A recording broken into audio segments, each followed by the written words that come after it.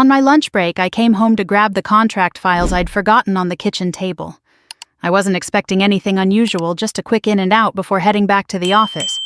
But the moment I stepped through my front door, a strange quietness hit me so sharply it felt like the house exhaled something it had been holding. Then I saw it. My sister's car was parked crooked in my driveway. The hallway lights were on, though I had turned them off that morning. And upstairs, I heard the faint echo of running water in my master bathroom. My bathroom. The same one my fiancé used every single morning.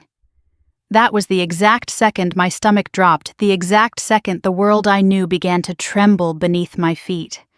Because deep down I already knew even before I heard the soft, breathy laughter drifting through the steam.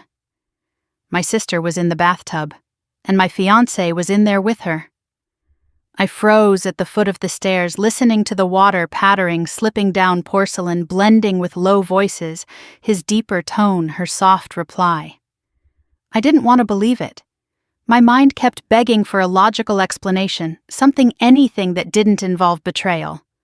But my heart moved ahead of me because it knew the truth before my brain allowed the thought to form. Something inside me cracked open. Not loudly, not dramatically, but quietly, like a thread snapping inside a sweater you've worn for years. I took a breath so slow it felt foreign, and I began climbing the stairs. On the third step, a memory flashed this morning when Thomas kissed my cheek and told me he loved me. On the fifth, I thought of Eliza laughing with me over brunch just last Sunday, her hand wrapped around mine like she was the best sister in the world. By the time I reached the landing, I wasn't thinking anymore. I was simply walking into the moment that would split my life into a before and an after. The bathroom door was cracked open just enough for steam to curl lazily into the hallway. I could see the fogged mirror, the glow of soft white lights, and the edge of the tub. My hand pushed before I could convince myself not to, and the door swung wider. There they were. Thomas leaned back against the porcelain, his arms stretched comfortably along the sides of the tub, wet hair plastered to his forehead.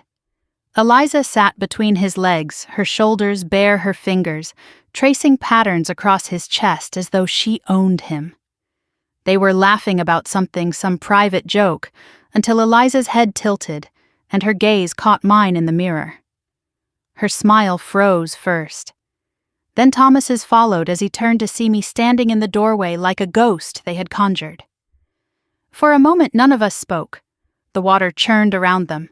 The steam curled upward. Droplets slid down their skin.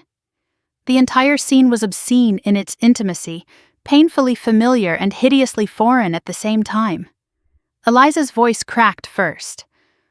Maddie! This isn't "Don't move," I said, and even I didn't recognize the calm in my own voice. It cut through the room like cold steel. Thomas's mouth opened, but no sound came out. His eyes were wide with disbelief, no, not disbelief. Panic. I stepped forward and reached for the small key that hung beside the towel rack. We never used it. Until now. I closed the door on their stunned faces and turned the lock. The metal clicked with a sound so sharp it sliced something inside me free. Maddie Eliza shrieked from the other side. "What are you doing? Let us out!" Thomas banged his palm against the door. "Madeline, don't be ridiculous. We can talk." "No," I said, backing away from the door with a stillness that felt unnatural. "You'll stay exactly where you are." I walked into my bedroom, shut the door, and picked up my phone with hands that were steady in a way they shouldn't have been. My body felt like it was floating, my heartbeat oddly distant. I scrolled through my contacts until I reached the name I needed. Grant Rowe, my sister's husband, the man who trusted her completely, the man whose entire world was about to collapse. He answered on the second ring, cheerful, unaware of the wreckage forming under his feet. "Hey, Maddie." "What's up, Grant?" I said softly. "I need you to come to my house, right now." A beat of confusion. "Is everything okay?" "No," I said. "But you need to see it for yourself." I hung up before he could ask anything else. Down the hall, Thomas and Eliza kept alternating between begging and shouting. It didn't matter. Nothing they said mattered anymore. I sat on the edge of the bed Thomas and I had shared for 3 years, and I let the wave of realization wash over me. Signs had been there. Little ones. Thomas stepping outside to take calls he claimed were work-related. Eliza dropping by more often asking if Thomas was home with a tone that now made my skin crawl. That moment at Thanksgiving when I walked into the kitchen and found them standing far too close, their conversation stopping so abruptly it felt like hitting a wall. But I trusted them. God help me, I trusted them both. Footsteps approached the door and Thomas spoke again, softer this time. "Maddie, please. Open the door. You don't understand." "I understand perfectly," I replied. Silence. And then Eliza's voice trembling. "It didn't mean anything. It was comfort. It was betrayal," I said, standing up. The doorbell rang downstairs. My heartbeat picked up for the first time since I opened that bathroom door. I took one last breath and descended the stairs. Grant stood at the door in his work uniform, confusion etched across his face. When I opened the door fully, he saw my expression, and his grew still. "Maddie," he whispered what happened. "They're upstairs," I said. "Together." He blinked. Once. Twice. "Together? What do you mean by, in my bathtub?" I said. I locked them in. Grant's entire posture faltered. His hands dropped to his sides. For a moment I saw something inside him break. "Show me," he whispered. We walked up the stairs together. Neither of us spoke. On the landing he heard Eliza's voice through the door, her pleading her panic, and something in him collapsed completely. He reached for the doorknob, but I touched his arm. "Don't. Not yet." He swallowed hard, staring at the door as though it were the edge of a cliff. "How long?" he asked, voice cracking. "I don't know," I whispered. "But long enough." Another blow landed against the door from inside, followed by Thomas's voice. "Maddie, what are you doing? This is insane." Grant flinched as if the words struck him physically. He leaned his forehead against the wall, hands trembling at his sides. "She was my wife," he whispered. "My wife." I lowered my gaze. And he was supposed to be my husband. That was the moment the air shifted between us, not romantically, but painfully, deeply human. Two people standing on the same battlefield, wounded by the same two weapons. Grant straightened slowly. His voice grew steady. "What do we do now?" I looked at the locked bathroom door. The steam still whispered beneath it. The muffled voices inside were fading into frantic whispers, panic sinking its claws deeper. "We start," I said quietly, "by letting the truth destroy the right people this time." And for the first time since discovering them in my bathtub, I felt something new rising inside me. Not rage, not grief, but a kind of clarity so sharp it almost hurt. This wasn't the end of anything. It was the beginning. The moment my life broke open, and finally made room for the woman I was meant to become. Grant didn't breathe for a full 3 seconds. His eyes stayed locked on the closed bathroom door, as if staring hard enough could force reality to rewrite itself, undoing what neither of us could unsee. The muffled water sounds had quieted now, replaced by the frantic rustle of towels and low panicked arguing. Their voices bled through the cracks, sharp, desperate, and guilty. He turned to me slowly, his voice hollow. "Madeline, my wife is in there with your fiancé." "My sister," I corrected softly. "Your wife is my sister Grant." The words tasted like rust on my tongue. His chest rose and fell in uneven breaths as he backed away from the door, a little bracing his hand on the hallway wall. No, Eliza wouldn't. She couldn't. I wish I were wrong." He kept shaking his head as if denial alone might reverse what we'd both heard and seen. But then Eliza's voice carried through the door, high and cracking with fear. "You said she never comes home at lunchtime. You said we'd be safe today." Grant froze. Entirely. His pupils constricted and his lips parted as though the oxygen had been punched out of him. That was the moment the truth settled in a brutal, final, shattering truth. This wasn't an accident. This wasn't a moment of weakness. This wasn't spur-of-the-moment temptation. It was routine, calculated, scheduled, expecting me to never walk through my own front door. A white-hot wave rippled under my skin, not rage, not yet, but the kind of clarity that comes right before something explodes. Grant swallowed hard, staring at the door like a man witnessing the burial of everything he believed in. She's been doing this. Here. His voice cracked on the last word. In my home, I whispered. In my bathtub. And with him, he added bitterness, slowly replacing shock. Inside, Thomas hissed back, "You're the one who begged to come over today. We should have waited until tonight like usual." Grant flinched. Tonight he echoed, unable to hide the devastation in his voice. I stepped closer, laying a steady hand on his arm. "You're not hearing that wrong." He exhaled shakily, eyes burning with realization. Then he straightened shoulders, stiffening with a fragile but growing resolve. "I need to know how long this has been happening." "So do I." My voice was calm, too calm. And that worried me more than if I had been screaming. I knew this calm. It was the stillness that comes right before a storm knows it no longer needs to be loud. I walked into my bedroom and opened the nightstand drawer where Thomas always tossed his phone when he showered. It wasn't there. For a moment my pulse jumped until I spotted it on the dresser plugged-in screen quietly glowing with notifications. He hadn't even bothered to lock it. 8 years of trusting partners in his past meant he never saw a reason to set a passcode. And I fool that I was thought that transparency meant something noble. Grant lingered in the doorway. "Do you want me to step out?" "No," I said. "You deserve the truth as much as I do."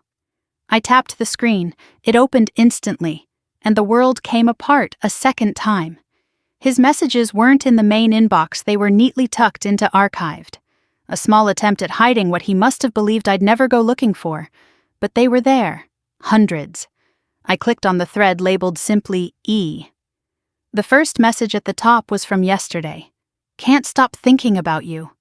Miss the way you laugh when you're nervous. See you soon." Grant let out a sharp breath behind me. I scrolled further. 3 days ago, she'll never check my phone. Relax, and the kids won't notice I'm gone for an hour. Eliza's reply. "I love that you make me feel alive." Grant pressed a fist to his mouth. He looked like he might be sick. "You okay?" I asked softly. "No," he whispered. "But keep going." I scrolled deeper. Way deeper.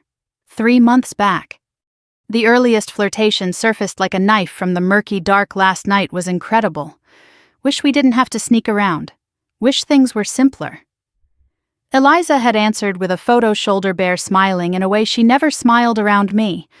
Grant looked away, jaw tight. It wasn't just physical, he whispered. She was connected to him. My stomach tightened, emotionally invested. But the worst part wasn't the sweetness of their messages. It was the strategy, the careful planning, the mentions of my schedule. Mads works late Thursday safe. She has a client call at 2 house empty. She doesn't check bank statements often. Or the way Eliza mocked me, "Your fiancé is too trusting." She'd never suspect us. She thinks I'm helping you with wedding stress. Cute. I stopped breathing for a moment. Then I came across one that nearly buckled my knees. Once we're married, she'll merge finances. We'll have access to her inheritance soon. Bile rose in my throat. Grant stepped close enough to see the words. Then he whispered, "She knew about your inheritance." "I must have told her months ago," I whispered, "when I was thinking about setting up a trust fund. And she used that information to plan this." My hands trembled not from fear, but something colder, sharper, a clarity that burned. I scrolled again. More messages. Worse messages. "We should tell them soon. I feel bad. Not yet. If we wait, she won't get half in a split. Let me secure everything first. Then we can be together openly." Grant stared at me, eyebrows knitting in horror. He wasn't just cheating. He was preparing to strip you of everything you own. It seems so. But why would she? Why would Eliza? She's always envied me, I whispered. But I never thought she hated me. He rested a hand on the dresser, steadying himself, and I never thought she was capable of this kind of cruelty. A loud thud hit the bathroom door. Maddie Eliza screamed. Eliza, you can't do this. Please open the door. Her desperation was almost surreal. She sounded more terrified about being trapped than about what she'd done. Thomas's voice followed, rough and urgent. Madeline, this is insane. Just let us talk. I glanced at Grant. He met my eyes with a haunted expression. They're losing control, he said, and they know it. Something shifted in him then, something hard and resolute. He stood straighter, wiped his face once, and breathed deeply. We need to gather everything he said. Every message. Every detail. They plan to dismantle our lives. We're going to dismantle theirs. He was right. I sat on the bed and kept scrolling. Each message was another fracture in the illusion I'd lived in. Another revelation of how long they'd been weaving their deceit. One in particular made Grant visibly tense. If her sister keeps pushing, we'll move sooner. We can even consider full custody later.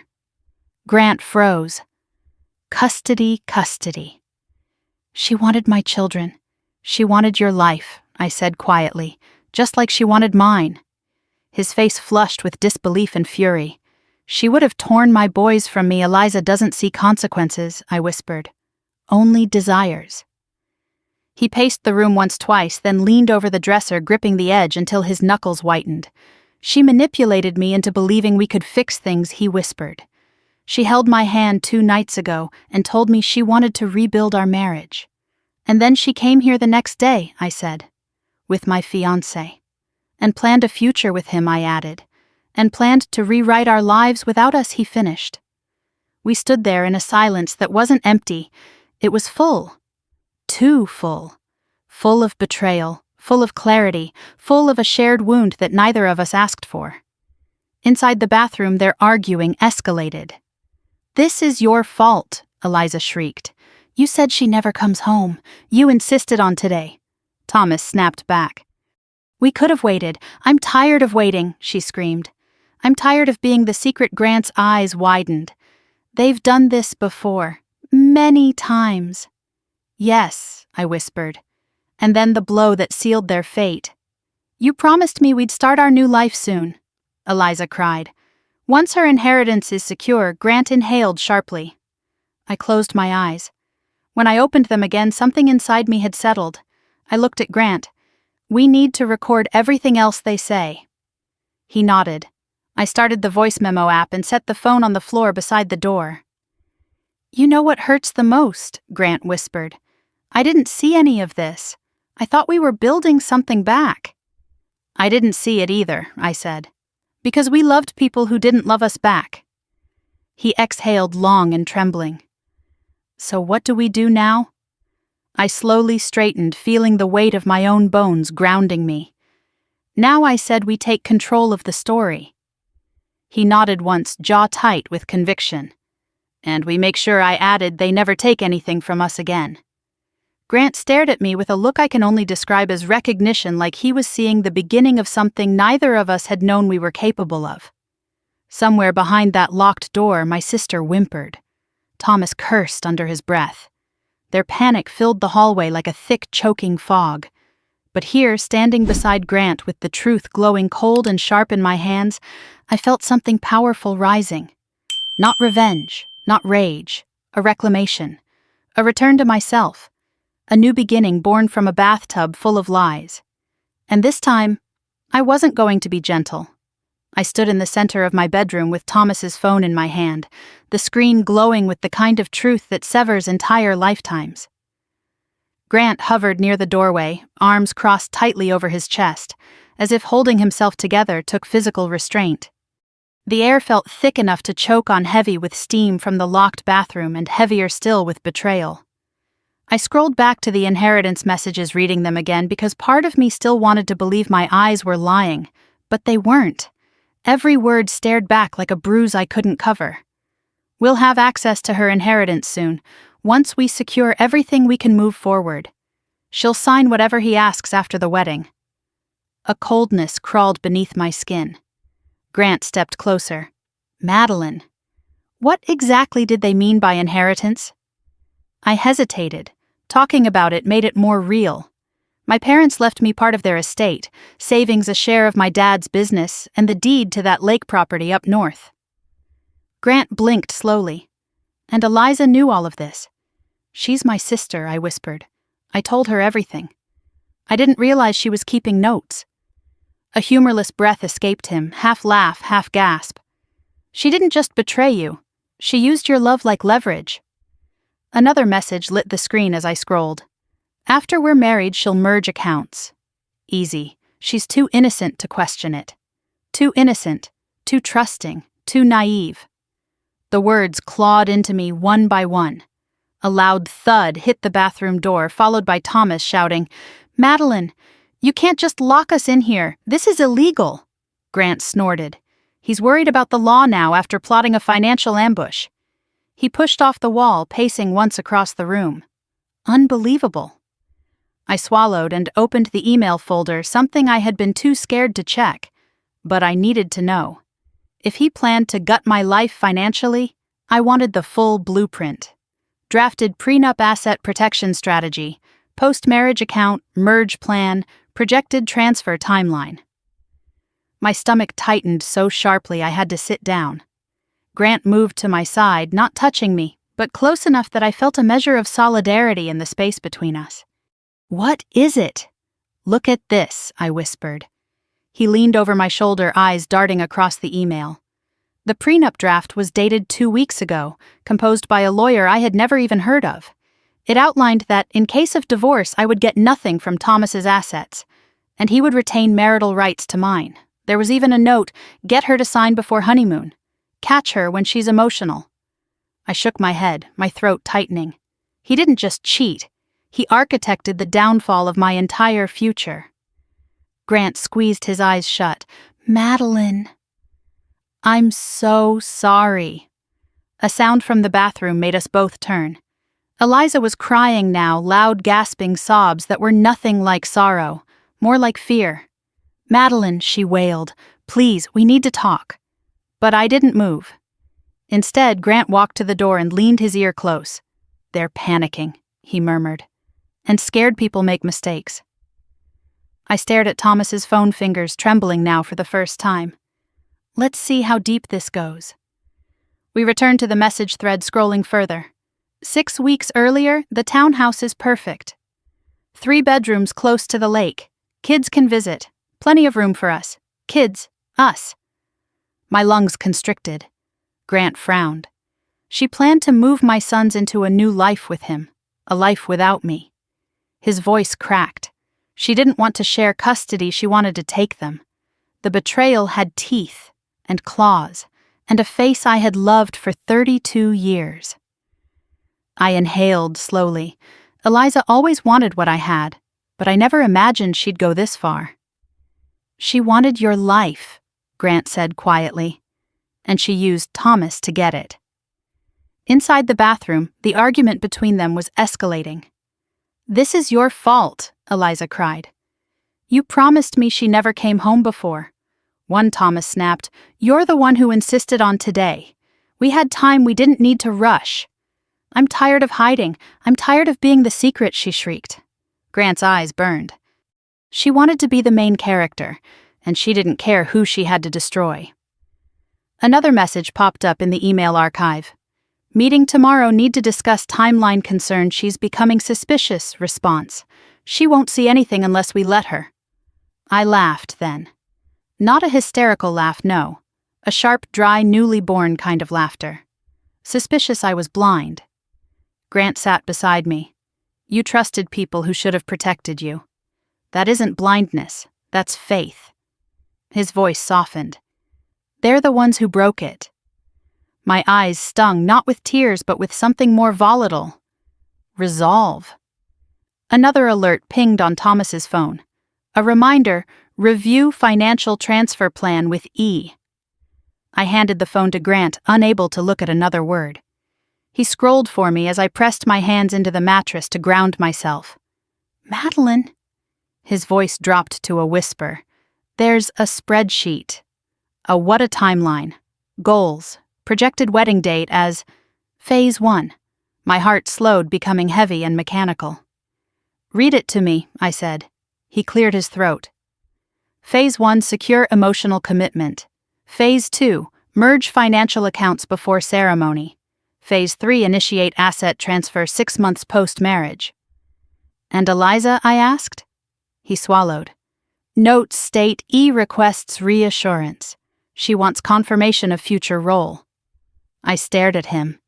She treated my marriage as a business transaction, I whispered. And he treated your life like a project plan, Grant said bitterly. Inside the bathroom, Eliza suddenly screamed, Thomas, tell her we were doing this for us. Tell her we deserve something too. A low broken sound left Grant's chest. She doesn't love anyone, he murmured. Not even herself. I stood and walked toward the bathroom door. Not to open it, no, but to listen. Thomas muttered, She froze our accounts. If she files anything, everything falls apart. Eliza's voice broke. What about the townhouse? What about the deposit? Townhouse. Deposit. Money. My life reduced to a line item in their future plans.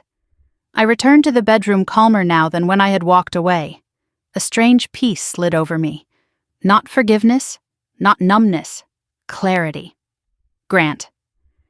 I whispered this wasn't just cheating. It was a conspiracy. Yes, he said. All documented, all planned, and all exposed, I added. He nodded. We stood there together, two people torn apart by the same betrayal, and something shifted between us. Not romance, not attraction. Something quieter, a shared fight, a shared truth. What now, he asked. I looked at the locked bathroom door, hearing the sound of my sister's sobs, Thomas's frustration, both of them unraveling. Now we start my plan.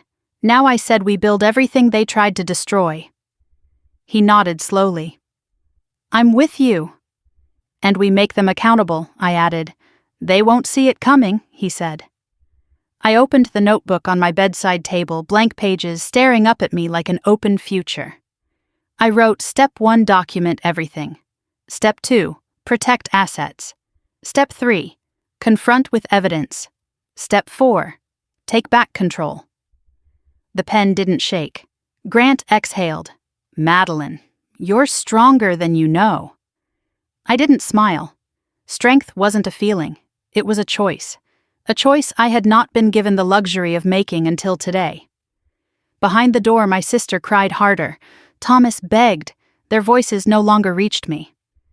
I closed the notebook and looked at Grant with a steadiness that surprised even me.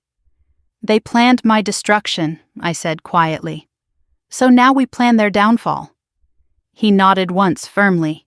Together. I turned toward the hallway, toward the muffled chaos behind the locked door, toward everything that had shattered me. And for the first time I felt the pieces rearranging themselves not into who I was, but into who I was meant to become. The sound behind the bathroom door had changed. It wasn't laughter anymore, it wasn't even pleading. It was panic raw and rising, the kind that confirmed exactly how guilty they were. Thomas's voice cracked first, sharp and anxious. Madeline, you can't just keep us in here. Open this door, Eliza cried out right after him. Maddie, please, we need to explain Grant. And I stood on opposite sides of the hallway, the silence between us stronger than their noise. He looked at me as if waiting to see whether I would break, but there was nothing left in me to shatter. I had already broken once when I found them together. Everything after that was simply reconstruction. I lowered my gaze, pulled up the voice memo app on my phone, and pressed record. I set it down near the base of the door. Grant's eyebrows lifted. Good idea. If they're going to confess, I said softly, they're going to do it on tape. Inside, their argument grew louder. This is your fault, Eliza screeched. You said she'd never come home at lunch. I didn't know she'd forget her files, Thomas shouted back. You insisted on coming today. We could have waited. You said today was safe. You pushed me into this. Eliza Grant's face twisted with disgust. They're turning on each other. I kept my gaze on the door, my voice low and even. "Let them," Eliza suddenly wailed. "If she tells Mom, if she tells anyone, I'll lose everything?" Grant flinched. "She's not worried about hurting us. She's worried about consequences." More frantic movement. Something fell over a shampoo bottle maybe, but the noise didn't matter. Their words did. Every syllable was another nail in their own coffin. Then Thomas shouted, "You promised we'd be careful. You told me she trusted you blindly." My stomach knotted, but my face stayed still. I leaned closer to the door and said, "You're right about one thing, Thomas." They both froze. The sudden silence was so absolute it vibrated. My voice was steady, cold. "I trusted her. And I trusted you. That's exactly why this is never going to end the way you want it to." Eliza whimpered, "Maddie, please. We didn't mean stop. I cut in. Save it. Your words don't matter anymore." I could almost feel them shrink on the other side of the wood. Grant stepped closer, arms folded tightly across his chest. "They deserve everything coming to them." "Eliza," he called sharply, "how long has this been going on?" She didn't answer at first, but then the sound of her crying deepened almost childlike. I don't know." "Don't lie," Grant said, voice slicing through the air. "You lied to me for months. Don't do it again." Silence. "Then 3 months," she choked out. Maybe more." Grant's jaw clenched. "More," he repeated under his breath, confirming what we already knew. I pushed away from the door and walked to the dresser where Thomas always left his wallet. I picked it up, opened it, and sifted through receipts. Not because I needed more evidence, I already had plenty, but because I wanted to know how far the deception went. Grant came to stand next to me. Anything I pulled out, a folded hotel receipt. Lakeside Inn, deluxe suite. 2 guests charged to T. Ravel. Grant's jaw dropped.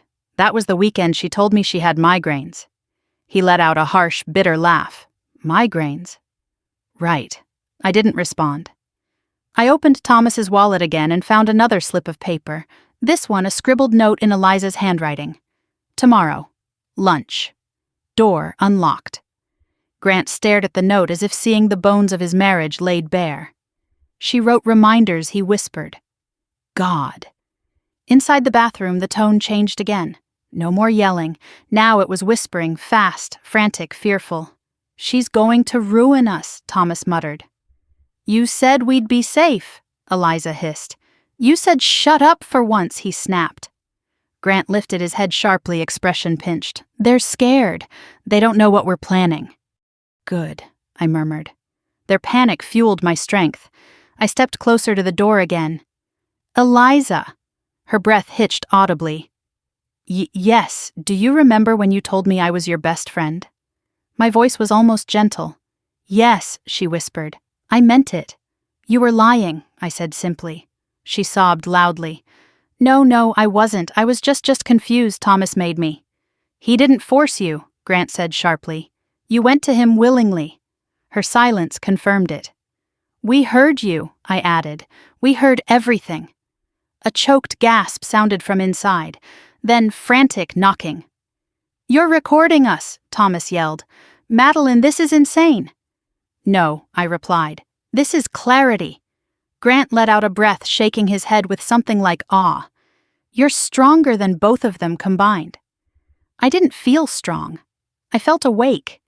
Awake in a way I hadn't been for years.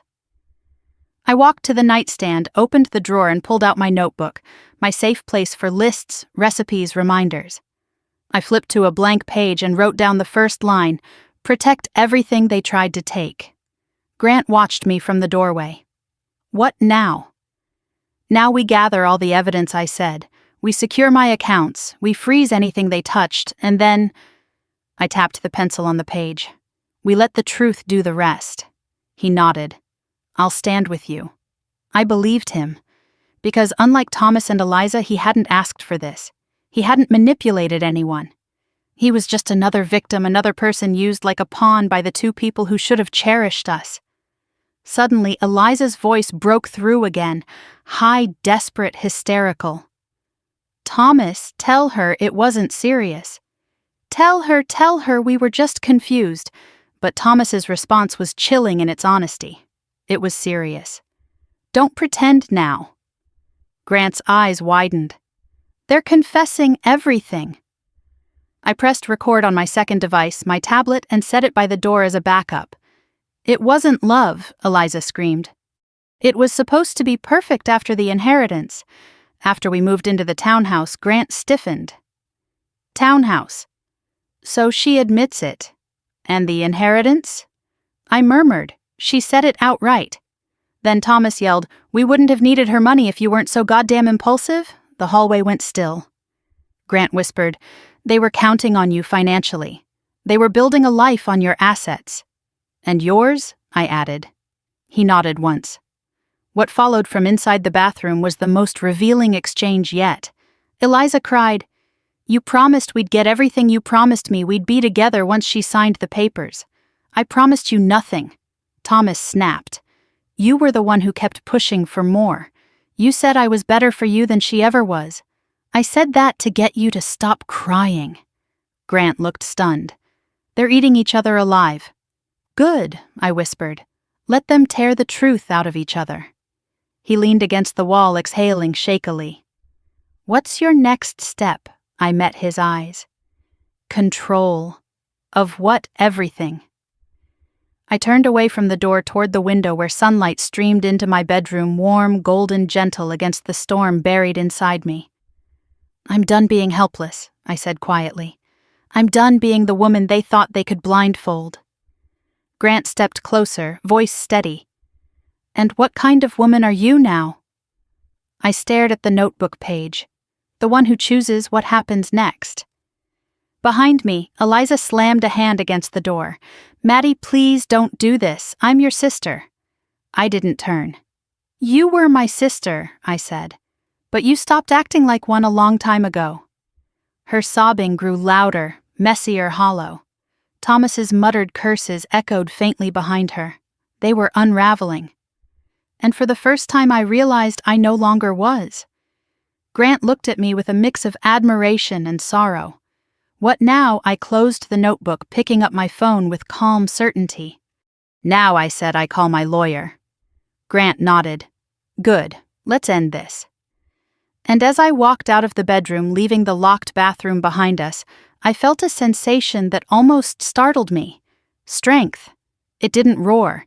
It didn't burn. It simply settled into me like a truth I had been waiting my entire life to discover. Marjorie Quinn arrived at my house with the kind of calm presence that made you believe a storm could be navigated with a single conversation. She stepped inside without hesitation, her leather briefcase in hand, her silver hair pulled back neatly, her gaze sharp enough to slice through the panic simmering upstairs. Grant closed the door behind her, and for a moment the world seemed to pause. "Tell me everything," she said simply. I didn't waste a second. I handed her Thomas's phone already open to the messages that had gutted my life. She adjusted her glasses and scanned each line with measured precision, not reacting the way a friend might with outrage or shock, but with the analytical mind of someone assembling a case, brick by brick. Grant pointed upward. "They're still in the bathroom," he said. "Locked in." Marjorie raised an eyebrow. "Good, less opportunity for them to destroy evidence." Inside the bathroom, the muffled argument intensified as if they sensed reinforcements had arrived. Marjorie glanced at the ceiling and nodded approvingly. "If they're panicking, they're confessing. Have you recorded anything?" I gestured to the phone by the base of the door. "Yes." "And a backup?" she asked. Grant lifted my tablet. "It's running too." She smiled slightly. "Excellent." She scrolled further through Thomas's messages, lingering on the inheritance references, then moving to the archived emails. When she reached the prenup draft, her expression hardened. "This isn't just cheating," she said. "This is premeditated financial exploitation." The words felt like validation and devastation at once. Grant paced a few steps, rubbing a hand over his jaw. "We suspected, but hearing you say it? It's exactly what it looks like, she confirmed. They plan to merge accounts, funnel assets, and protect themselves legally while stripping you of your rights. My pulse thudded painfully. What do? We protect your inheritance first, she said, and we use their panic to secure more evidence. As if on cue, Eliza cried out from the bathroom, voice cracking like glass. Thomas, she's going to freeze everything. We'll lose the townhouse. Marjorie's eyebrows lifted. Townhouse, I nodded. They plan to move into one. On your money, Grant added bitterly. Marjorie tapped her pen against her notebook. We'll need to document that. We moved into my bedroom and she set up her binder on the bed. The room, once a sanctuary, now felt like a war room. She opened to a blank page titled Emergency Asset Protection. Step 1, she said. Freeze all shared or vulnerable accounts immediately. Step 2, file for an injunction preventing either party from accessing or transferring funds. Step 3, gather verbal admissions. Behind the door, Thomas shouted, Madeline, listen to me. You're overreacting. This wasn't supposed to go this far. Marjorie smirked. Keep talking, she murmured under her breath. I sat beside her as she took notes. He had a spreadsheet, I whispered. He labeled my wedding as Phase 1. That will destroy him in court, she said calmly. Divorce judges despise calculated deceit, especially involving finances. She pulled up my banking app and guided me through securing each account, savings, checking, trust funds, investment portfolios. Every tap she directed felt like taking one more piece of my life back from him. Grant sat across from us, scrolling through additional records on Thomas's phone. Suddenly, he froze. There's more, he said, voice tightening. Marjorie and I both looked up. What is it? I asked. Grant turned the screen toward us. Eliza paid Thomas. Look, a $3,500 withdrawal labeled consulting fee, TR. My stomach dropped. She paid him. Marjorie clicked her pen. Financial collusion. This is gold. Grant's voice cracked. She paid him to betray you. And to betray me. I swallowed hard. They were a team. A criminal one, Marjorie corrected. They exploited your trust for personal gain. This will not end well for them. Inside the bathroom, another argument erupted. You promised we'd get the money. Eliza sobbed. You said it would be easy. It was supposed to be, Thomas snapped. Until you demanded more, Marjorie nodded at the door. Move closer. Get this clearly on the recording. Grant placed the phone right beside the gap beneath the door, angling the microphone inward. Then came the next blow. Eliza screamed, What about the inheritance? You said she'd sign everything because she trusted you. Thomas hissed back, She would have. If she hadn't shown up, Marjorie mouthed the word perfect and scribbled furiously on her pad. I felt sick, dizzy, grounded, and empowered all at once. It was surreal watching their conspiracy unravel, not with dramatic revelations, but with their own voices breaking under pressure. Marjorie straightened. Madeline, I need you to clarify something. Your parents' estate, did Eliza receive her portion? I shook my head. Not yet. My father wanted her to be more stable first. Marjorie leaned back. Then this explains her motive. Jealousy, desperation, entitlement. Combined with Thomas's greed, it became a perfect storm. Grant muttered, And we were the casualties. No, Marjorie corrected gently. Casualties don't rise. Survivors do. Something in me steadied. A sudden knock came from the door, so forceful it rattled the frame. Madeline, Thomas shouted, Unlock this door! We can fix this! No, I said. He banged again. You don't understand. I understand exactly, I replied quietly. And so will the court. There was another stretch of frantic whispering inside. Then Eliza wailed, She's going to ruin us. She's going to ruin everything, Grant muttered. You did that yourselves. Marjorie stood and approached the door, her expression composed and predatory.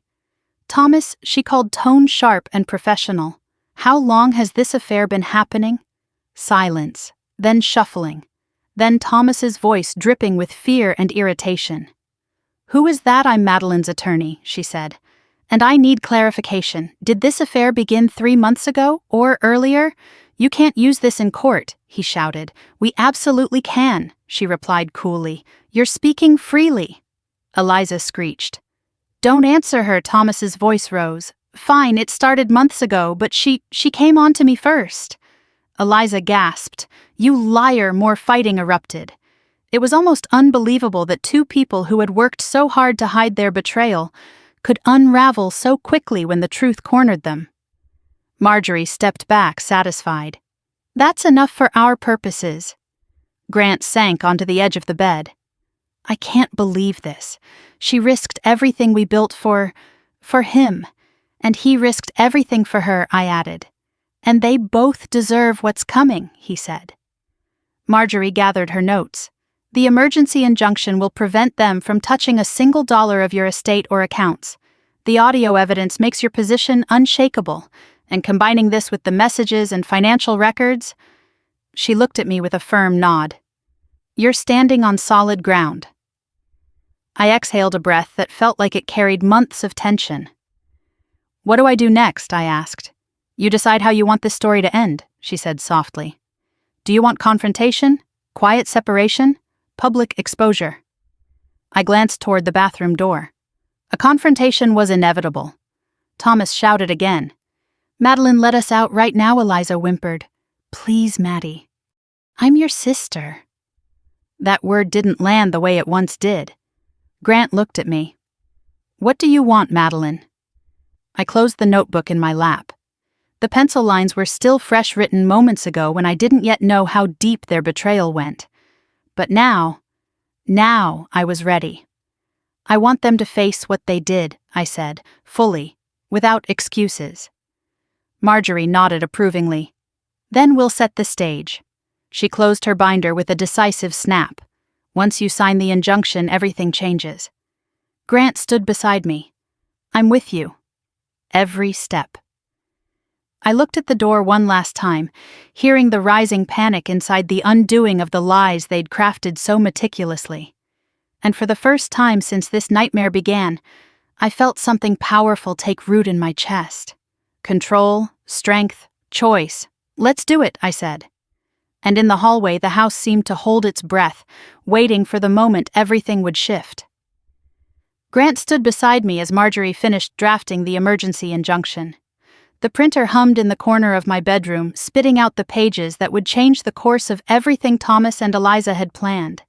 The faint scent of paper and ink filled the room, oddly grounding in the middle of chaos. When Marjorie handed me the packet, my hands didn't shake. Sign here, she said, tapping her pen on the first page. I read the header petition for emergency asset protection, and a sense of control washed over me. Thomas had expected me to be naive, emotional, confused, but here I was calmly signing a legal document that safeguarded everything he had been plotting to steal. Grant paced in front of the window, muttering under his breath. She really thought she could replace you. She thought she deserved your life. Not anymore, I said softly. When I finished signing, Marjorie gathered the papers neatly. I'll file this electronically from my office, she said. In 2 hours, everything will be frozen. He won't be able to access a dime. A bang hit the bathroom door, jarring the silence. Madeline Thomas shouted, his voice raw. If you freeze those accounts, you'll ruin us. The word made my skin crawl. I stepped into the hallway, staring at the door with a strange calm. There is no us, I said. There never was. There was me and the two of you plotting behind my back. Grant joined me, his face tense. You ruined yourselves, he added sharply. Stop blaming her. Inside, Eliza sobbed louder. Grant, please think about the kids. I am, he said. For the first time in months, I actually am. Another knock sounded, not from the bathroom, but downstairs. 3 short, heavy raps against the front door. Marjorie lifted her head. Expecting someone. No, I said. Grant frowned. Maybe one of the neighbors saw my truck. We went down together. My heart thudded, not with fear but anticipation. When I opened the door, Officer Dana Wells stood on my porch, her blue uniform crisp in the afternoon light. She was a familiar face, my neighborhood's community officer, someone who had helped coordinate our safety meetings. Madeline, she greeted with a sympathetic smile. I'm sorry to bother you, but we got a call I repeated. She nodded. Someone inside your house reported they were being unlawfully detained. Grant's eyes widened. They called the police. Officer Wells held up a tablet. Anonymous report. But they said 2 people were locked in a bathroom and feared for their safety. I closed my eyes for a slow second, inhaling deeply. Of course. Officer, I said calmly, everything is under control, and they're not in danger. That's not what the caller says, she replied gently. I do need to check on them. Marjorie stepped forward like a shield. Officer Wells, my name is Marjorie Quinn, attorney at law. I represent Ms. Arden. There has been no unlawful detainment. Ms. Arden simply exercised her right to secure her home after discovering a domestic betrayal. Officer Wells blinked. Betrayal. Marjorie lowered her voice. Her fiancé and her sister are upstairs in her bathroom unclothed, having been caught in the middle of an affair. Officer Wells's jaw dropped slightly. Oh. Grant ran a hand through his hair. It's exactly what it sounds like. She pressed her lips together. Okay, then, why are they locked in? Because Marjorie said coolly they attempted to flee, destroy evidence, and manipulate the situation. My client acted to preserve safety and documentation until legal counsel arrived. Officer Wells nodded slowly. We've seen this before, sadly. She sighed. I still need to confirm they're unharmed. Procedure. We led her upstairs. When we reached the bathroom door, Thomas immediately began pounding. Officer, thank God she's keeping us trapped. You have to let us out. Eliza's voice echoed behind him. They're trying to ruin our lives. Officer Wells looked at me. Is the door locked? Yes, I said. And you'll unlock it when you're ready. She nodded. Please step back. I did. Grant stood beside me. Marjorie took notes. Officer Wells knocked firmly. This is the police. I'm opening the door. She motioned to me. I unlocked it and immediately stepped aside as she swung it open. Steam billowed out first. Then Thomas and Eliza, wrapped in towels, dripping eyes wild like cornered animals scrambling for sympathy. Thomas pointed at me instantly. Arrest her! She trapped us. Officer Wells held up one hand. Sir, calm down. Eliza stepped forward, mascara streaking down her cheeks. She's crazy. She locked us in. Dana's gaze flicked between them, unimpressed. You 2 look unharmed. Were you at any point threatened physically? No, Eliza muttered. But was there any attempt to harm you? No. Did she lock you in before or after discovering the affair? Dana asked pointedly. Their silence was answer enough. Dana exhaled slowly. You are not victims of a crime. You are victims of your own choices. Thomas stared at her in disbelief. She can't do this. She didn't, Dana said. You did. Grant let out a shaky breath. Marjorie spoke next. Officer, we would like them removed from the home so Ms. Arden can proceed with securing her property. Officer Wells nodded. Absolutely. Eliza's jaw dropped. Removed. You can't remove me from my sister's house. No, I said coldly, but I can ask you to leave. I have a right to be here, she snapped. This is my home, I reminded her. You forfeited your right to it when you chose to violate it. Thomas stepped toward me, eyes pleading. Madeline, please don't do this. We can fix this. Officer Wells stepped between us. Back up. He froze. I stared at him, searching for the man I once loved. But all I saw was a stranger wrapped in a towel in fear. You didn't break my heart, I said. You freed me. His face fell. I turned to Eliza. You were my sister. I still am, she cried. No, I whispered. You're not. That broke her. She crumpled against the sink, sobbing. Marjorie cleared her throat. Officer, please escort them outside while they dress. We'll retrieve their clothes. Thomas glared. You can't make us leave. Officer Wells crossed her arms. Sir, I can. Or I can arrest you for disorderly conduct and trespassing at a residence you were explicitly told to vacate." They both fell silent. Minutes later, after Grant tossed them their clothing, and the officer stood guard, Thomas and Eliza were ushered downstairs. Before leaving, Thomas looked back at me, eyes glassy. "Madeline, please, I love you." It was almost laughable. "You loved what you thought you could take from me," I said. "Not me." Grant stepped closer, a steady presence. "Time to go," he told them. Officer Wells guided them out the door. When the door finally shut behind them, the house fell into a silence that rang with something new. Not betrayal, not anger, but reclamation. Marjorie placed a hand on my shoulder. "You handled that with more dignity than they deserved." I didn't feel proud. I didn't feel victorious. I just felt free. Grant's voice was soft when he spoke. "You okay?" I nodded. "Not yet. But I will be." He offered a small, tired smile. "We both will." Marjorie collected her things. "Next step is filing the injunction and preparing for the fallout. Are you ready for what comes next?" I looked toward the empty hallway, the bathroom door still ajar, steam fading like ghosts, leaving the room. "Yes," I said, and for the first time, the word felt like truth. "I'm ready."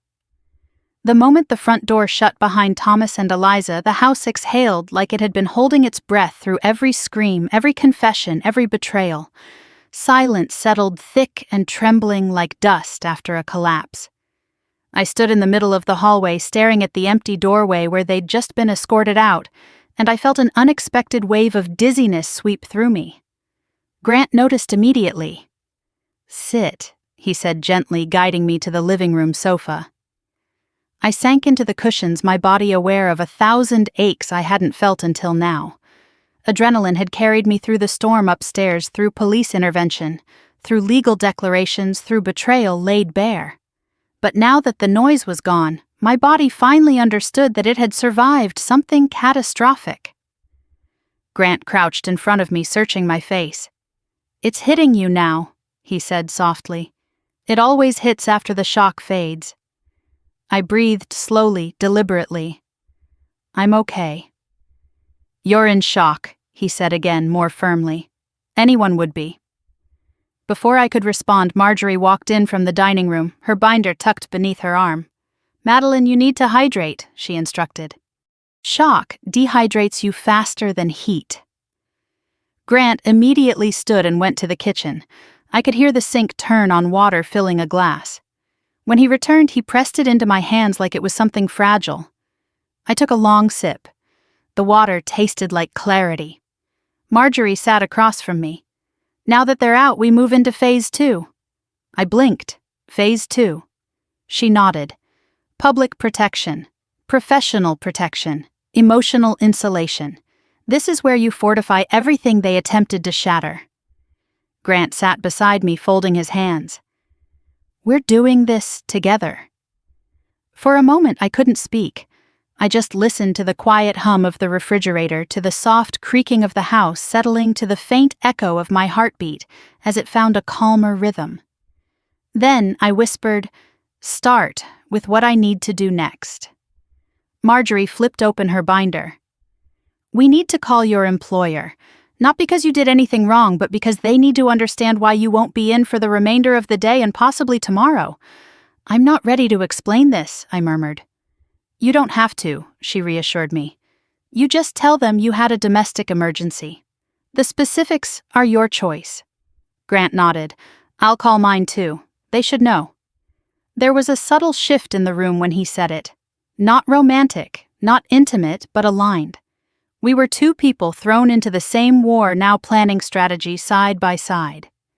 Marjorie continued, "Next we secure your electronics, change passwords, enable two-factor authentication, and check for anything he may have accessed recently." My stomach dropped. He knew my passwords. Grant's eyes widened. All of them I swallowed. We shared them. Not everything, but enough. Marjorie sighed. "Then assume he has been monitoring your accounts for weeks." A chill ran down my spine. Weeks, perhaps months. The realization hit me like cold water. Thomas hadn't been careless. He had been prepared, organized. Waiting. Grant reached for my phone. Let's fix that right now. We went through every app, every login, every piece of my digital life. Password by password, door by door, I locked Thomas out. With each change, I felt a piece of myself return. When we finished, I sat back against the sofa, exhausted but lighter. "What about Eliza?" I whispered. Grant's expression tightened. "She'll go to her parents' house first. She'll cry. She'll twist the narrative. She'll say we overreacted. And they'll believe her," I said quietly. "Not for long," Marjorie interjected, "because when they hear the truth, they'll have no choice but to understand." I rubbed my temples. "This is going to destroy my mother." Grant lowered his gaze. "It'll destroy my boys too." I looked up sharply. "What do you tell them?" He shook his head slowly. "I don't know. They're too young for the whole truth. But they'll know something happened." Before I could respond, my phone buzzed. A text message. From Eliza. "Please, I need to talk to you. I didn't mean for this to happen. I'm sorry, I'm so sorry." Grant leaned over to read it. "Don't respond," he said quickly. Marjorie nodded. "Absolutely not. Anything you say can be twisted into leverage." Another message came. "We were stupid. Thomas said you'd forgive us. He said you'd understand. Please talk to me." I clenched the phone tightly, my breath catching. "She thinks I'll forgive her. She thinks you're still the old you," Grant murmured. "The one she could manipulate." That hit deeper than he knew. Another text. "Mom is asking where I am. What do I tell her?" I stared at the screen, feeling tears burn behind my eyes, not because I missed her, not because I felt sympathy, but because this was the sister who once braided my hair before school, who once held my hand at our parents' funeral. Now she wanted me to write her alibi. Grant took the phone gently. "You don't owe her anything. Not an explanation, not a lie, not comfort." I nodded, but my throat felt tight. More messages came. "Please don't tell anyone. We can fix this. You're my sister. Please don't ruin me. I need you," Grant whispered. "She never needed you until you were the one thing that could save her." Marjorie stood. "I'll take care of blocking their numbers. You can allow only emergency contacts." The moment she enabled the block, my phone fell silent. It was the quietest sound I'd ever heard. Grant placed a hand on my shoulder. "She won't stop trying, but you have to." I looked at him, steady and unflinching. "I will." A sudden knock rattled the front door again, sharp and impatient. Grant's posture stiffened. "Stay here." But I stood. "No, I need to face this." We walked together to the door. When I opened it, there stood my mother, hair-disheveled eyes, wild face flushed with worry. "Madeline," she exclaimed, grabbing my arms. "Eliza called me crying. She said something terrible happened." "What did you do?" "What did you do?" Not what did they do. Just like that pain rose up my throat. Grant stepped between us slightly. "Mrs. Arden, maybe this isn't." She held up a hand to silence him. "I'm speaking to my daughter. What happened? Why did you throw your sister out of your home?" I inhaled shakily, my chest tightening. "She didn't tell you I asked." "No," my mother said, voice trembling. "Just that you've made a mistake. A huge one." A bitter laugh escaped me. "She made the mistake, Mom, not me." My mother blinked rapidly. "Madeline, she's your sister." "She was," I corrected. Then she got into my bathtub with my fiancé. Silence fell. My mother's face crumpled, eyes widening in disbelief. "She what? In my house? Today?" Her knees nearly buckled.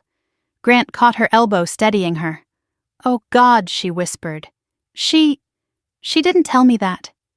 Tears filled her eyes, blending grief and humiliation. Grant guided her inside, and I shut the door gently behind us. My mother collapsed onto the sofa, covering her face with her hands. "How could she do this to you?" To me, I sat beside her. "Because she thought she'd get away with it." She looked up, eyes glassy. And Thomas planning to marry me and drain my inheritance. She stared, then whispered, "You saved yourself." "I had help," I said, glancing at Grant. He gave a small, tired nod. My mother exhaled shakily, gripping my hands. "What do you need from me?" The question stunned me. She had always taken Eliza's side, always defended her, always soothed her. But now she was looking at me first. I swallowed the rising emotion. "Stand with me," I whispered. "Don't let her rewrite the story." My mother nodded firmly. "I will, I promise." It was the first time in years I believed her.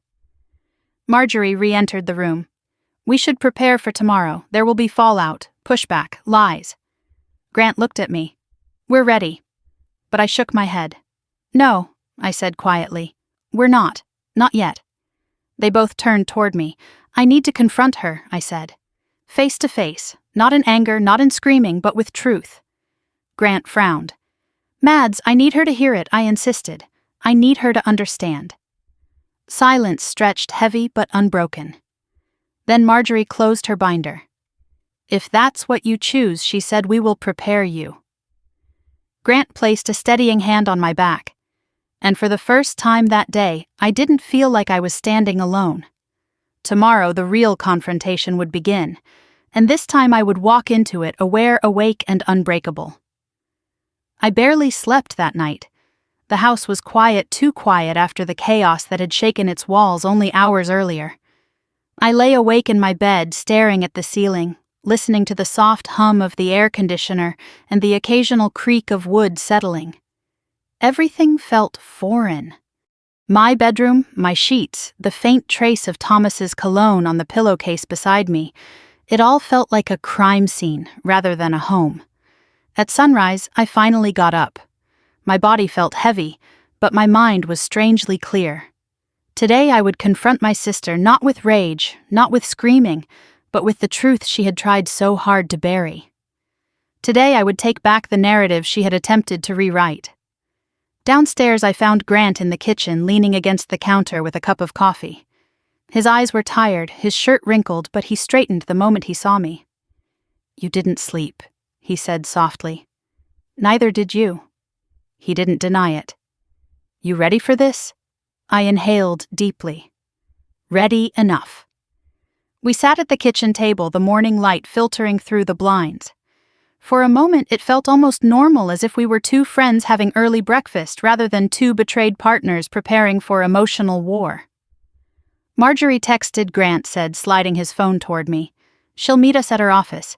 She thinks it's smart to go over everything first so you're calm and grounded before you face Eliza." I nodded. She's right. Grant studied my face. "Mads, whatever happens today, remember that you don't owe Eliza forgiveness. Or understanding. Or compassion." A small smile tugged at my lips. "Then what do I owe her?" He hesitated. "Closure. On your terms." I looked down at my hands. Closure. I wasn't sure if I even knew what that meant anymore. But I knew I needed to see her. To look her in the eyes and understand how someone I grew up with, someone I shared bedrooms and secrets and meals and childhood dreams with, could betray me with such precision. "Where is she?" I asked. Grant exhaled. "At your mother's house. She slept there last night." Of course she did. Running home crying in familiar arms, painting herself as a victim in a story where she had been the villain all along. I stood. "Let's go." The drive to Marjorie's office was quiet. Grant kept glancing at me like he was making sure I wasn't about to break. But I didn't break. I didn't shake. I didn't even cry. It was as if everything inside me had solidified overnight, cooled into something sharp and resolute. When we entered Marjorie's office, she was already waiting in the conference room with a stack of files and 2 cups of coffee. She didn't greet us with small talk or sympathy. She simply gestured for us to sit. "We prepare now," she said. Emotionally, legally, strategically. She began reviewing everything, every message, every recording, every detail of the affair and the financial schemes they had plotted. She treated their betrayal like evidence in a criminal case, and maybe that was what I needed, someone who stripped the emotion away and left only the consequences. When she finished, she closed the binder and looked directly at me. "Madeline, before we go any further, I need to ask you, why do you want to see your sister?" The question pierced deeper than expected. I swallowed. "Because I need her to hear the truth," I whispered. "Not the version she's trying to twist, not the stories she's already telling. I need her to know the damage she caused." Marjorie nodded but didn't soften. "And what do you want from her?" I didn't answer immediately. The truth was still taking shape inside me. "I want her to understand she didn't break me," I said finally. "She tried. They both tried. But she failed." Grant let out a breath, a small, proud sound. Marjorie closed her binder. "Then let's prepare for her manipulation." She listed everything, the tactics Eliza might use, the tears she would weaponize, the excuses she would cling to, the stories she would twist, the blame she would deflect. "You must remain neutral," Marjorie said. "If she senses guilt, she'll exploit it. If she senses doubt, she'll pounce. If she senses compassion, she'll rewrite the narrative. Keep your power." I nodded, absorbing every word. When we left the office, my heart hammered with an unfamiliar strength. Not anger, not revenge, but clarity. Grant drove us to my mother's home, a modest beige house with a white porch and a hydrangea bush that Eliza and I had planted as teenagers. The bush was blooming now, bright and alive, mocking the rot that had grown between us. As soon as we pulled up, my mother rushed out the front door, her face pale and her hands wrung together. "Madeline," she breathed. "She's inside. She's been crying all morning." Grant muttered, "I'm sure she has." I stepped forward. "Mom, I need space. Let me talk to her alone." She hesitated, torn between protecting one daughter and comforting the other. Finally, she nodded. "I'll stay in the kitchen." Grant gripped my shoulder. "I'll be right outside." When I entered the living room, Eliza sat on the couch, legs folded under her, wrapped in a blanket like a child. Her eyes were red and swollen. She looked smaller than I remembered. Broken, maybe, but not innocent. The moment she saw me, she burst into sobs. Maddie, please, can we talk?" I stood across from her, not sitting. "Not yet." "Talk," I said. She wiped her face, her voice trembling. "I'm sorry. I'm so sorry. I never meant for things to go that far." "That far," I echoed. "Eliza, you slept with my fiancé for months. You planned to take my inheritance. You plotted a future without me." She shook her head quickly, desperate. It wasn't like that. Thomas said he said things. He said you didn't love him. He said you didn't appreciate him. And you believed him, I asked." She hesitated, and that hesitation was answer enough. "Do you know what hurts the most?" I continued. "Not the affair, not the deceit, not the financial scheming." I stepped closer. "It's that you didn't come to me. Not once, not even as a sister, not even as a human being." She covered her mouth with her hand, sobbing harder. "I was hurting," she cried. "I was lonely. You had everything, your job, your friends, your future, and I had nothing. You were always the chosen one." My voice sharpened. "So you took what was mine." She froze, her expression sliding into something darker. "Guilt, envy, shame. No," she whispered. "He chose me." The words hit the room like a slap. I stared at her, feeling something inside me go very still. "Eliza," I said softly, "he didn't choose you. He used you, the same way you used him. You both used each other. But you don't get to rewrite the story now?" She shook her head, squeezing her eyes shut. "I didn't mean for it to happen. I didn't want to fall in love with him." I blinked slowly. Her lips trembled. "I thought he loved me too." I let out a slow exhale. "Then why was he planning to take my money?" She flinched. "Why was he writing prenups designed to trap me?" Her breath hitched. "Why was he telling you to pressure me, manipulate me? Why was he timing my schedule down to the minute so you could sneak into my home?" She covered her ears. "Stop, stop, stop, no," I said quietly. "You stop." She opened her eyes. "Look at what you did," I whispered. "Really look." Her gaze trembled, glistening. I didn't want to hurt you. You didn't care if you did." Silence stretched thick between us. Finally, she whispered, "What do you want from me?" The question I had asked myself all night finally had an answer. "Honesty," I said. "Not excuses, not tears. The truth." Her throat bobbed. "I was jealous of you, my whole life. I felt like I was always living in your shadow." And when Thomas looked at me, it felt like for once someone saw me. My stomach twisted, not with sympathy, but with understanding. And instead of getting help, instead of telling me how you felt you destroyed what we had, "I didn't mean to," she cried. "But you did," I said softly. "And now we live with the consequences." Her voice dropped to a whisper. "Can you ever forgive me?" I looked at her, really looked, and realized something important. "I don't hate you," I said. Her eyes widened with hope. "But I don't trust you, and I don't owe you forgiveness." Her hope shattered like thin glass. "Maddie, I'm not here to fix you," I said. "I'm not here to comfort you. I'm here to tell you that I'm done letting you take from me." She dissolved into tears again. I stood. That's all I came to say. When I walked out of the living room, Grant was waiting, leaning against the doorway, arms crossed, eyes searching mine. "You okay?" he asked. I nodded slowly. "Yes." "For the first time?" "Yes." He offered his hand and I took it, not romantically, but in solidarity. Together we walked out the front door, leaving my sister behind with the truths she could no longer twist. And for the first time in my life, I felt the world shift in my favor. Grant drove us back to my house in silence, but it wasn't the suffocating kind that crushes a person. It was the kind that lets everything rearrange itself quietly inside your chest, the kind that makes you realize confrontation doesn't always end in screaming. Sometimes it ends in truth settling like dust after a demolition.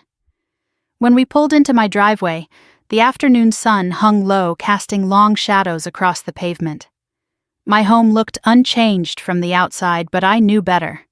The walls had heard too much. The floors had held too many lies. The bathroom upstairs still carried the steam and scent of betrayal. Grant cut the engine and rested his hands on the steering wheel, exhaling a long breath. "You handled that better than anyone I know." "I didn't feel strong," I admitted. "Not really." He shook his head. "Strength isn't feeling fearless. It's doing what you did anyway." His words sat warm in my chest. When we stepped inside, the emptiness felt different from yesterday's. Not hollow, not terrifying, just clean. Like something poisonous had finally been drained out. But our peace didn't last long. A car door slammed outside. Grant and I both turned toward the window. A dark gray sedan sat crooked in the driveway Thomas's. The sight of it made the air tighten. He was coming back. Of course he was. Grant moved instinctively in front of me. "Stay here." "No," I said quietly. "I'm done hiding." Before he could stop me, I opened the door. Thomas stood halfway up the walkway, hair-disheveled shirt, untucked eyes wild and sunken. He looked like a man who hadn't slept, who'd spent the night drowning in the wreckage he'd created. "Madeline," he breathed out, stepping closer. "Thank God." "We need to talk." Grant stepped forward too, shoulders squared. "You shouldn't be here." Thomas ignored him, eyes fixed only on me. "I made a mistake," he said quickly. "A terrible one, I know, but everything's spiraling out of control. We can fix this if we just talk privately." The audacity would have been laughable if it weren't so familiar. "There's nothing to fix," I said. No, don't say that." He rushed another step forward. "I still love you. I never stopped loving you." Grant scoffed. "You loved her so much you took her sister to bed." Thomas glared at him. "This is between me and her." "No," I said. "It's between all of us now." He swallowed, eyes glassy. "Look." Eliza was vulnerable. She was confused. I was trying to help her, but things escalated. "I didn't plan it." "Yes, you did," I said. "I saw the messages, the spreadsheets, the prenup. You planned everything." He froze just for a fraction of a second, but enough to reveal the truth. Then he shook his head desperately. "It wasn't like that. You're misinterpreting things. I was trying to protect us. You know how stressful finances can be. Stop, I said sharply. He flinched at my tone. I'm not blind, I'm not stupid, and I'm done listening to you twist my reality. A muscle jumped in his jaw. Madeline, please. That lawyer is getting in your head. She's protecting me, I corrected. Something you never intended to do. Grant folded his arms. Get to the point, Thomas. Why are you really here? Thomas looked at me with something brittle in his eyes. Fear, guilt, entitlement. The police took statements this morning. I need you to clarify that I wasn't holding anyone against their will. You weren't, I said. You were the one trying to escape. His shoulders sagged in relief. But that doesn't erase what you did. He stepped closer, lowering his voice. If you tell them everything, I could lose my job. Good. And my reputation. Good. And possibly be investigated for fraud. Very good. He reached out like he might touch my arm but stopped when Grant moved between us. Madeline Thomas pleaded, voice-breaking, please don't ruin my life. I stared at him, feeling something hollow and cold settle in my chest. I'm not ruining your life. I'm letting the truth ruin your lies. He staggered back as if the air itself rejected him. I messed up, he whispered. I messed up so badly. But I can change. I can do better. We can get married just like we planned. I exhaled a bitter laugh. You were planning my financial demise, not our wedding. You're twisting it, he insisted. I was preparing, strategizing, thinking long-term. Without me, I said. About me. Against me. Grant shook his head slowly. You're unbelievable. Thomas turned to him, anger flashing. You think you're any better. You think you never made mistakes in your marriage. Grant's face hardened. I didn't sleep with her sister. The silence that followed was suffocating. Thomas looked back at me, desperation rising. I need you to believe me, he whispered. I never meant to hurt you. But you did, I said softly. Every day you lied. Every time you came home to me after being with her. Every time you looked me in the eye and said you loved me. He stepped forward, almost frantic now. We were good together. You were good at lying, I corrected. That's all. His voice cracked. You can't just throw away 3 years. You threw them away first, I said. He shook his head violently. No, don't do this. Don't give up on us. Don't walk away. I stared at him, really seeing him. The manipulator, the planner, the coward, the man who had wanted my future but not me. There is no us, I said quietly. There never was, not in the way I believed. He sank onto the porch step, burying his face in his hands. What am I supposed to do now? Grant stepped closer to me, speaking before I could. You face the consequences, like everyone else. Thomas lifted his head, tears streaming down his face. I loved you, he whispered again. No, I whispered back. You loved the version of me who trusted you blindly. She's gone. He gasped like he'd been punched. I stepped back, closing the emotional distance between us like shutting a door. Leave, I said. Now. He stood slowly, trembling. Is this really it? Yes. He nodded once, a broken, defeated movement. I'll go. But this isn't fair. You're not being fair. Grant laughed quietly. Fair. You want to talk about fair? Thomas didn't answer. He walked down the driveway with heavy, uneven steps. When he reached his car, he turned back one last time. You'll regret this, he whispered. I didn't blink. No, I'll heal from it. He got into his car and drove away. The silence afterward felt like rain after a wildfire, cool and cleansing. Grant exhaled. You did it. My throat tightened. It doesn't feel good. It's not supposed to, he said gently. It's supposed to feel true. We went inside and I sat on the couch, staring at nothing. Grant disappeared into the kitchen, then returned with water. He didn't push. He didn't rush me. He just sat beside me, a steady presence in a day that had shaken more than I wanted to admit. After a long while, he spoke softly. "You know what I admire most about you?" I looked at him surprised. "You didn't let them break who you are," he said. "You didn't scream. You didn't fall apart. You faced them with the truth." I swallowed hard. I didn't feel brave. "That's exactly why you are," he replied. For the first time, I let my head rest against the back of the sofa. My eyes closed. My heart slowed. And for the first time since the bathroom door opened yesterday, I felt something quietly, tenderly hopeful. Freedom. Not from Thomas, not even from Eliza, but from the version of myself who once believed betrayal was the end. Now I knew better. It was the beginning. The morning after Thomas showed up on my doorstep, I woke with a strange sense of clarity. Not peace that would come much later, but clarity sharp and purposeful, like stepping into cold water after hours of heat. I lay still for a moment, listening to the quiet hum of the house, the rustle of leaves against the window, the distant sound of a dog barking. Normal sounds, ordinary sounds, and yet none of them felt the same. Everything was different now. I got out of bed slowly, stretching muscles that felt sore from tension more than sleep. Downstairs, the faint clatter of dishes let me know Grant was already up. He'd stayed the night not in a romantic way, but because neither of us trusted the quiet after what had happened. Because the house felt too big, too vulnerable, too filled with echoes. When I walked into the kitchen, he stood at the stove, making scrambled eggs, wearing a borrowed t-shirt of mine, and looking more at home here than Thomas ever had. "You're awake," he said, giving me a tired but warm smile. "Barely," I replied. "You should eat something. We've got a long day ahead." I slid into a chair at the table.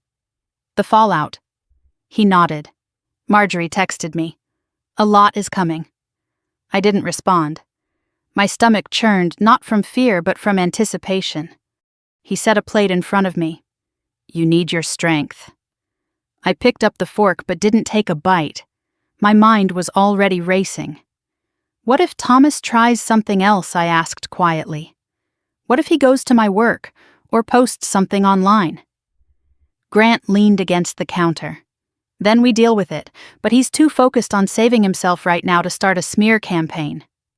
I looked up at him. "You're sure?" "No," he admitted, "but I know men like him.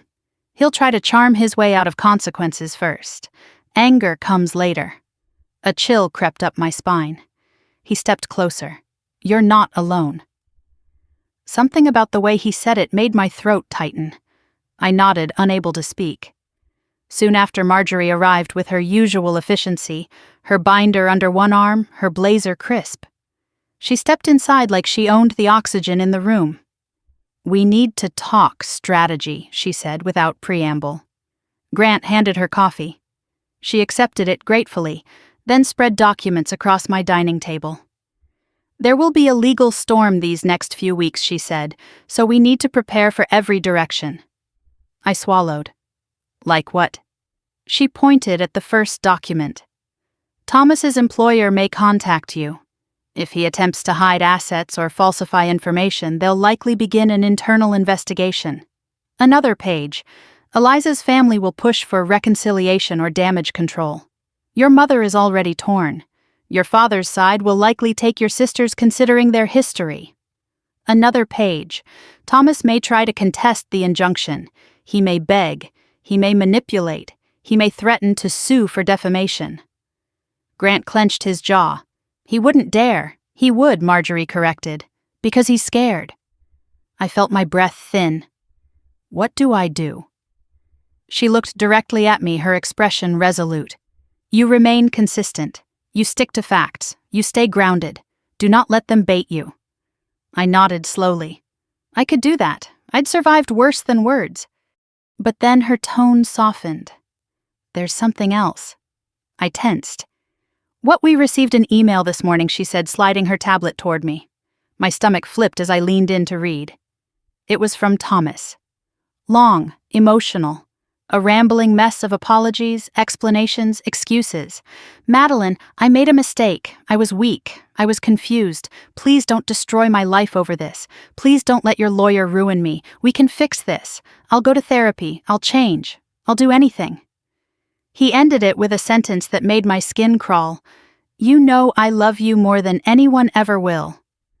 I pushed the tablet away, nausea rising. Marjorie studied my reaction. "Do you want me to block him on all channels?" I hesitated. "Part of me wants to read every word he writes so I know what he's planning." "And the other part," she asked gently, "hates the sound of his voice in my head." Grant placed a steady hand on my shoulder. "Then let's silence him." I nodded. Marjorie tapped her screen. "Done," she folded her hands. "Today we finalize the separation paperwork. Financial freeze is active. Custody hearings for Grant will begin soon. And your sister, she'll likely attempt contact again." "She already tried," I whispered. "She asked if I could keep this quiet." Marjorie's eyebrows arched. "Of course she did." Grant muttered, "She's terrified of consequences." "And accustomed to escaping them," Marjorie added. I looked down at my hands. "I thought she loved me." Grant sat beside me. "She loved how you made her feel." "That's not the same." I didn't respond. The truth was too sharp. Just then the doorbell rang. Grant stood instantly. "Stay here." My heart jumped wildly. "Do you think it could be anyone?" he said. "But let me check." Marjorie approached the doorway, too ready for battle, with nothing but a binder and a brilliant legal mind. Grant peered through the peephole, then sighed. "It's your mom." My stomach twisted. I stood slowly. "I should talk to her." "Do you want me with you?" he asked. I shook my head. "Let me try alone first."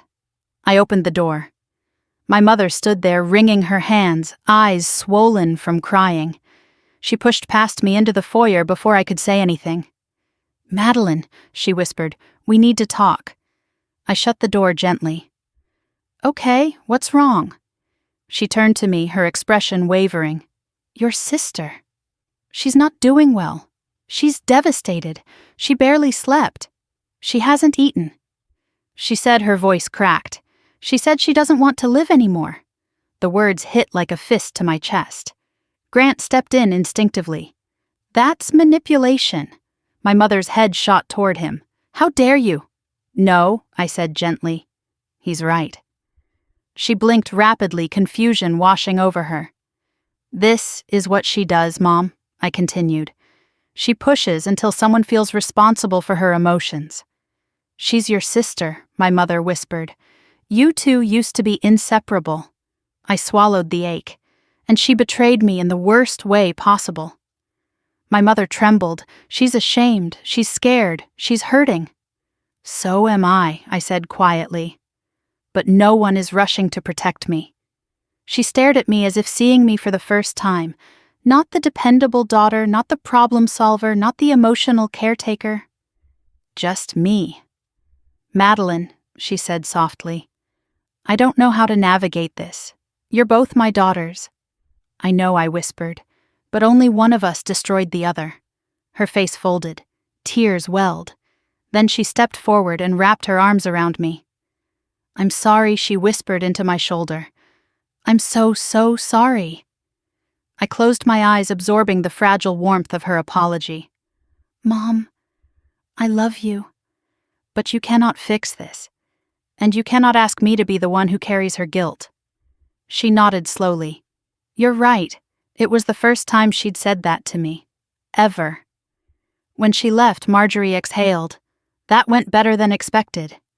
Grant squeezed my hand. "You handled it perfectly." I didn't feel perfect. I felt bruised, but stronger. The rest of the afternoon passed in paperwork calls, planning, preparing. By evening, when the sun dipped low and the sky poured amber light across my living room floor, I finally collapsed onto the couch. Grant sat across from me, watching me quietly. After a long moment, he spoke. "Can I ask you something?" "Of course." "What's the hardest part of all this?" Really, I stared at the ceiling, searching for the truth. Losing the illusion, I said. The illusion that my life was stable, that the people I loved were honest, that trust was simple. He nodded. And now I turned to him. Now everything feels raw, but real. He smiled soft, tired, genuine. Real is better, even when it hurts. I didn't disagree. When the sky finally darkened and my house fell into quiet again, Grant stood stretched and said he should head home to check on his boys. Before he left, he paused at the door. "You know," he said, "this isn't the end of your story." "I know, it's the beginning." I held his gaze. "For both of us." He smiled, then stepped out into the night. When the door closed behind him, I sat alone in the stillness of my house, a house no longer filled with betrayal or lies or manipulation. A house ready for rebuilding, a life ready for reclaiming. The storm had passed, now came the rebuilding, and the woman I would become next. The next week unfolded in slow, deliberate layers like peeling back wallpaper that had been glued on for years, revealing the bare, cracked truth beneath. Nothing about it was easy, nothing about it was clean, but everything about it was necessary.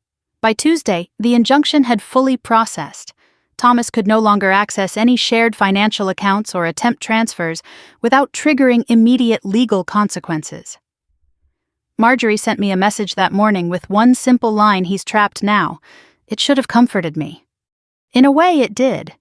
But more than anything, it solidified that what Thomas had tried to do wasn't just a betrayal, it was a blueprint for erasing me. Grant came over later that afternoon carrying 2 coffees and a folder tucked under his arm. "For you," he said, placing the hot cup in my hand. "Thank you," I murmured. "What's the folder?" He hesitated, then handed it to me. "Custody documents. My lawyer wants me to start gathering anything that proves I've been the consistent caretaker."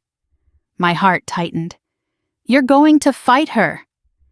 He sat beside me on the couch. She planned to take the boys, planned to uproot them. I can't risk a judge thinking we're amicably splitting when she was actively strategizing their removal. I nodded. "You're doing the right thing." He ran a hand through his hair. "It doesn't feel right. It feels awful. But it's necessary." We sat quietly for a moment. Then he turned to me. "How are you holding up?" "I'm functioning," I said honestly. "Not thriving, not falling apart, just functioning." "You're stronger than you think." I met his eyes. "You keep saying that. Because it's true." His smile was small but genuine, and in that moment something between us shifted. Not romantically, not instantly, but in the honest recognition of 2 people rebuilding themselves side by side. Before either of us could say more, my phone buzzed. A message from an unknown number. "I need to speak with you. Please, it's urgent." Thomas Grant leaned over to read it. "Block him." "I already did," I said. "He must have gotten a new number." Another message appeared. "Please, don't let this go to court. We can settle this privately." Grant's eyes darkened. "He's panicking. He should be." The next message came seconds later. "I never wanted to hurt you. I never meant for things to escalate. I was confused. She seduced me. I didn't know how to stop it." I exhaled sharply. He's rewriting history already. Grant crossed his arms. Classic. Minimize his role. Maximize hers. And then another message, longer, frantic: "I'm losing everything. My job put me on temporary leave. My family knows. They're disgusted with me. You don't have to destroy me further. Please, Maddie." My fingers hovered above the screen. I didn't know what to say. I didn't even know if I should respond. Grant watched my face closely. "What are you thinking?" "That he's not sorry," I whispered. "He's scared." Grant nodded. "Fear isn't remorse. It's self-preservation. He's trying to get ahead of the narrative." "Exactly." I lowered the phone. "What if I block this number too?" "Do it," Grant said. "He forfeited the right to access you the moment he betrayed you, so I did." It felt final, in a way the confrontation on my doorstep hadn't. A few hours later, I received a call from my mother. She sounded exhausted, fragile, like her voice was walking over broken glass. "Madeline," she said softly, "your aunt and uncle are here. They want to talk to you." Ah, the tribunal had assembled. "No," I said gently. "Not today. They're concerned." "I'm not." She hesitated. "Eliza is still crying. She hasn't gone to work. She says Mom," I interrupted, "she created this disaster." Not me. A long pause. Then my mother whispered, "You're right." It startled me. She had never taken my side so quickly. Maybe because this time the truth wasn't pliable. Maybe because even she couldn't paint Eliza as the good child anymore. When she hung up, Grant glanced at me. "They'll try to pull you into their emotional spiral. I know. And you won't go," he said firmly, "because you've done your part." It surprised me how much I needed to hear that. Later that afternoon, Marjorie arrived with another stack of documents. She spread them across my dining table and pointed at each page with precision.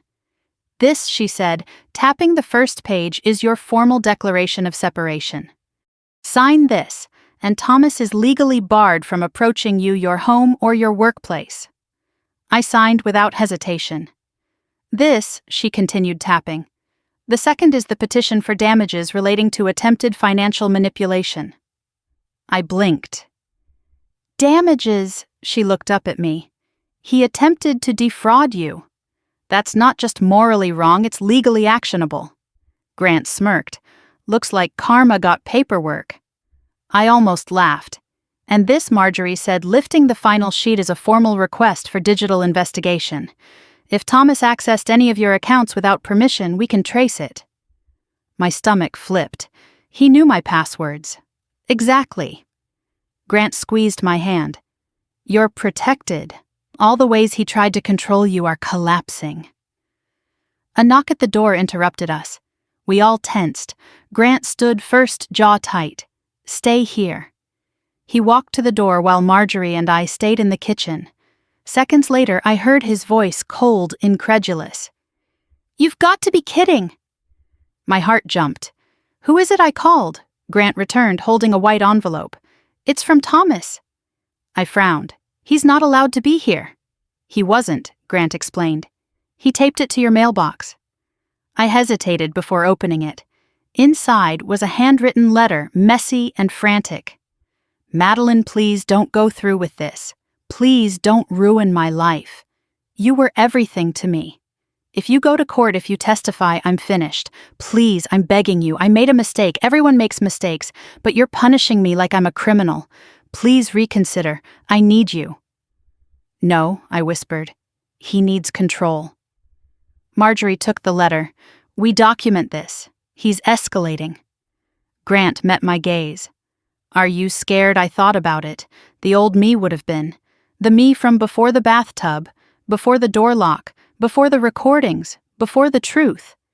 But now, no, I said clearly. I'm done being afraid of him. Grant's expression softened. Good. That night after Marjorie left and the house quieted again, Grant and I sat on the couch, the room bathed in the golden light of a single lamp. "You know," he said after a long silence, "you're different now." "How more yourself?"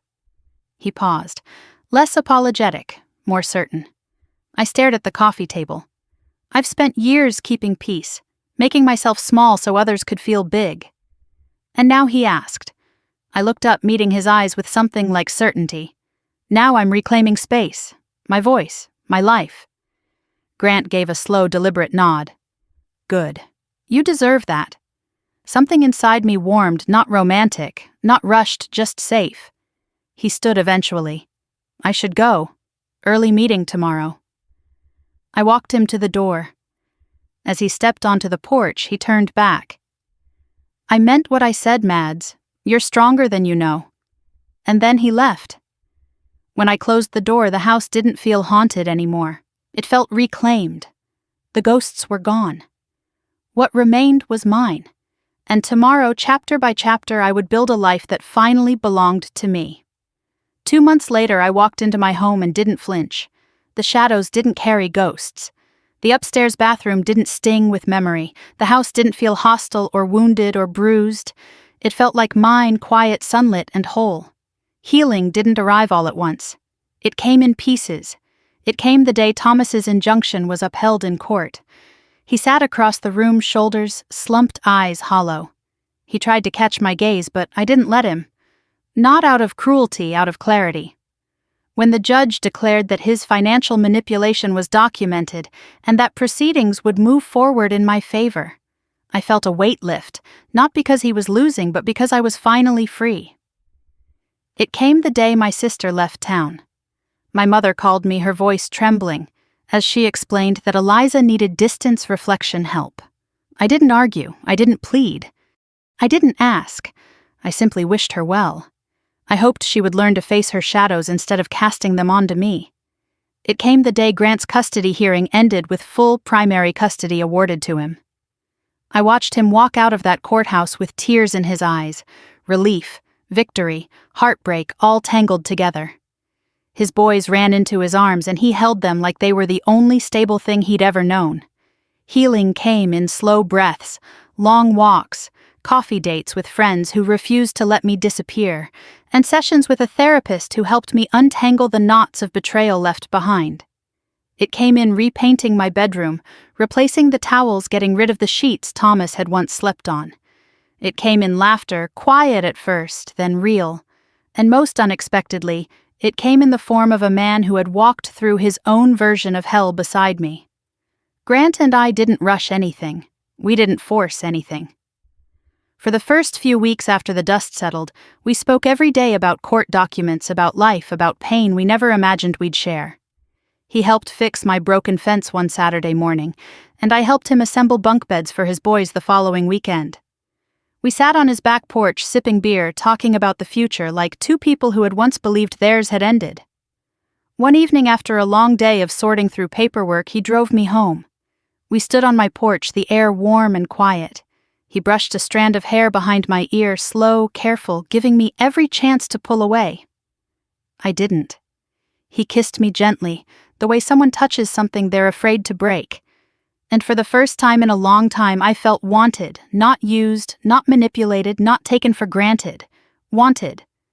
But this isn't a love story. Not yet. This is a rebirth story. A rebuilding story. The kind of story where the woman who once walked in on her fiancé and her sister in her bathtub eventually learns that the moment she thought destroyed her was actually the moment that saved her. Today, as I stand in my kitchen stirring tea, sunlight pooling across the counter, I realize something important.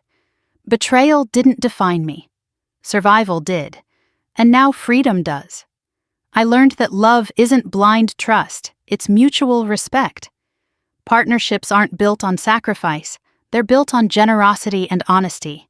And peace isn't something you wait for, it's something you reclaim one choice at a time. Eliza's absence is quiet. Thomas's consequences continue to unfold. Grant's life is stabilizing into something strong and steady. And I've finally become someone I recognize, someone I'm proud of, someone who isn't afraid of beginnings anymore.